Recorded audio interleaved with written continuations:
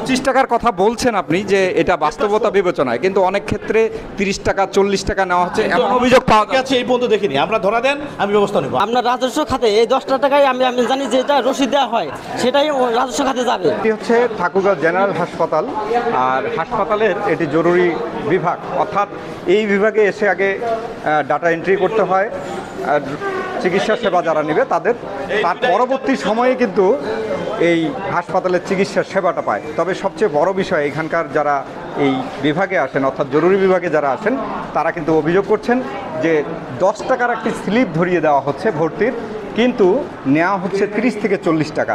এই ধরনের অভিযোগগুলো আমরা পেয়ে দ্রুত ছুটে এসেছি। আমরা একটু জানতে চাইব যিনি দায়িত্বরত আছেন যে আসলে তিনি ব্যাখ্যা দিবেন। একটি জিনিস আমরা জানার চেষ্টা করছি, এবার নিয়ে ভেরিফাই করে দিলাম হচ্ছে যে 10 টাকার স্লিপ দেওয়া হচ্ছে কিন্তু নেওয়া হচ্ছে 30 থেকে 40 টাকা, এটি কেন? আমি এখানকার ইনচার্জ, বুঝছেন? এই যে সকাল থেকে ভর্তি করলাম, আমি যেটা সত্য আমি সেটাই বললাম আপনাকে। এখন হলো আমাদের সরকারি যদি এখান থেকে চিকিৎসা নিয়ে চলে যায় সেই ক্ষেত্রে আমরা 5 টাকার টিকিট নিই, আর যদি চিকিৎসায় ভর্তি সহ যদি ভর্তি হয়, যদি আউটডোর টিকিট নিয়ে আসে তাহলে আমরা 10 টাকা নিই। যদি সরাসরি ভর্তি হয় 15 টাকা প্লাস গেট প্লাস 10 টাকা, মোট 25 টাকা নিই। আপনি স্লিপ দিচ্ছেন কয় টাকা? 10 টাকা স্লিপ দিই আমরা, শুধু স্থানীয় ব্যবস্থা নেয়। আর এই 15 টাকার গভর্নমেন্ট ফি এটা বাংলাদেশে কোনো হাসপাতালে দেয় না এবং দেয়নি। তাহলে প্রকৃতপক্ষে নেওয়া হচ্ছে কত? 25 টাকা গেট পাস।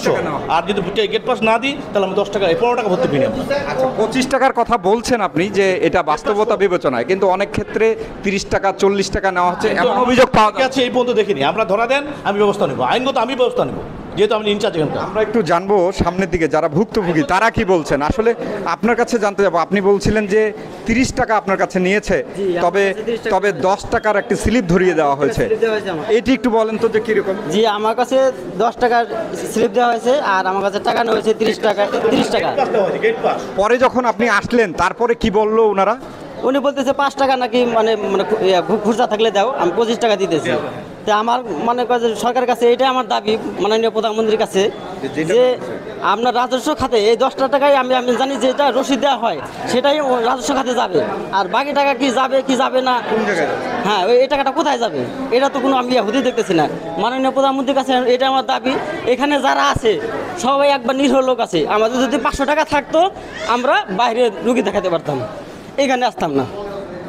ধন্যবাদ। যে বিষয়টি উনি বলছিলেন যে উনি যদি অসহায় দরিদ্র না হতেন তাহলে কিন্তু ক্লিনিকে সেবা নিতে যেতেন। তবে উনার প্রশ্নটা এখানে দেখেন মানুষ কতটুকু সচেতন। সেই জায়গায় যে একটি স্লিপ ধরিয়ে দেওয়া হয়েছে যে 10 টাকার স্লিপ, সেখানে ওনার কাছ থেকে 30 টাকা আদায় করা হয়েছে, তাহলে ওনার প্রশ্নটা ছিল 10 টাকা রাজস্ব খাতে যাচ্ছে, অর্থাৎ সরকারের খাতায় যুক্ত হচ্ছে, তবে বাকি টাকাটা যাচ্ছে কোথায়, এটি কিন্তু প্রশ্ন থেকে যায়। সেই বিষয়টি আরেকজনের সাথে কথা বলবো। আপনি একটু বলেন তো, এই যে ভর্তির যে বিষয়টা, কত টাকা আপনার? 25 টাকা নিস, 10 টাকা স্লিপ দিছে, 25 টাকা নিস। এটি আপনি কিভাবে দেখছেন? আমি চিন্তা করি আমাকে 10 টাকা দিল স্লিপটা, 15 টাকা কোথায় যাচ্ছে, এই খাতিটা আমি প্রধানমন্ত্রীর কাছে আবেদন জানাচ্ছি। এই 15 টাকা কে খাচ্ছে, কারা খাচ্ছে, এটি আমি জানতে চাচ্ছি।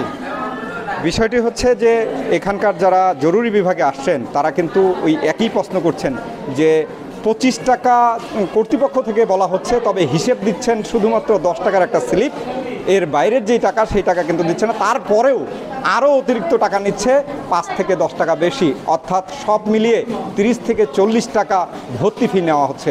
এটি সর্বোপরি বিষয় হচ্ছে কর্তৃপক্ষ নিশ্চয়ই খতিয়ে দেখবেন।